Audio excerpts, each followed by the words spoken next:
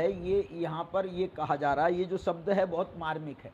जो श्रुत से केवल शुद्धात्मा को जानते हैं, ये अंतिम लक्ष्य पर पहुंचा दिया, अंतिम लक्ष्य पर पहुंचा दिया, वे श्रुत केवली हैं। वह तो परमार्थ है। देखो हमारा ये पारमार्थिक लक्ष्य तो ये है।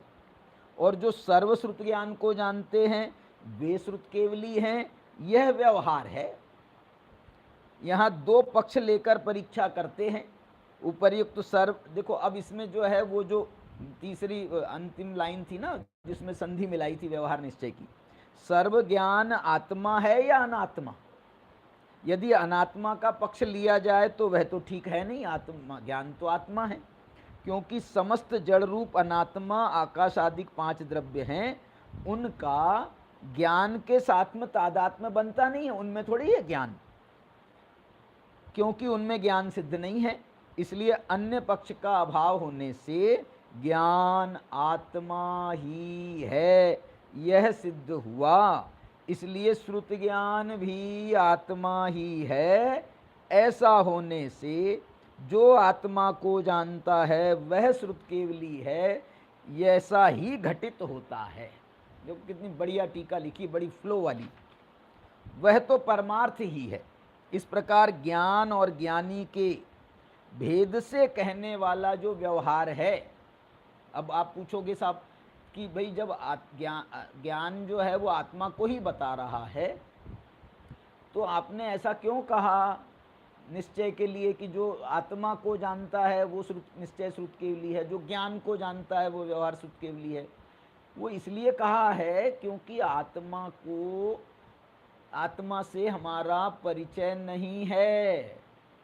अनादिकाल से आत्मा की जो एक लघु किरण है, ज्ञान किरण, उससे तो हमारा परिचय है, लेकिन जो आत्मा, उसका जो समुद्र है, उसका जो धाम है आत्मा, उस किरण का सूर्य है, सूर्य किरण, वो सूर्य नहीं है। इसलिए जो सूर्य से परिचय कराता है, वो हमें आत्मा रूपी सूर्य से परिचय कराता है, वो परमार्थ है। इसलिए कह रहे हैं इसको व्यवहार कहेंगे हम ज्ञान को। देखो ये कह रहे हैं परमार्थ मात्र, इस ज्ञान और ज्ञानी के भेद से कहने वाला जो व्यवहार है उसमें भी परमार्थ मात्र ही कहा जाता है, उससे भिन्न कुछ नहीं कहा जाता। जो श्रुत से केवल शुद्धात्मा को जानते हैं वे श्रुत केवली हैं। अंत में उन्होंने अपनी बात को रिपीट किया। इस प्रकार परमार्थ का प्रतिपादन करना अशक्य होने से जो सर्वश्रुत ज्ञान को जानते हैं वे श्रुत केवली हैं, ऐसा व्यवहार परमार्थ के प्रतिपादकत्व से अपने को दृढ़ता पूर्वक स्थापित करता है। व्यवहार देखो ये समय सार में व्यवहार को दृढ़ता पूर्वक स्थापित कराया गया है।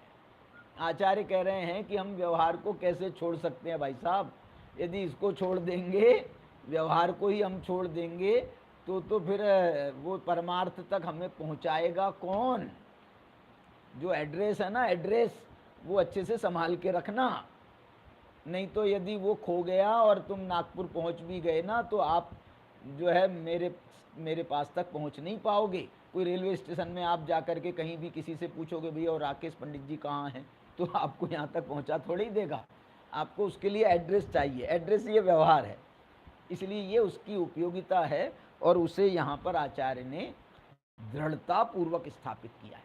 इस प्रकार से जो है आज हमने इस व्यवहार को श्रुत केवली के माध्यम से इस व्यवहार की उपयोगिता को समझा है। और इसमें जो है जयसेनाचार्य की टीका और तुम्हारे भावार्थ है जयचंद जी साहब का, इसमें कोई और विशेष बात होगी तो मैं आपके साथ में शेयर करूंगा, वरना हम जो है आगे की गाथा में चलेंगे। आज की चर्चा को यहीं पर विराम देते हैं। गाथा तो हम लोगों ने पढ़ी थी, अब जो है मैं आपको जिनवाणी स्तुति अपन करते हैं। अनंत धर्मणस्तत्वं पश्यन्ति प्रत्यगात्मनः अनेकान्तमयी मूर्तिर् नित्यमेव प्रकाशिताम्।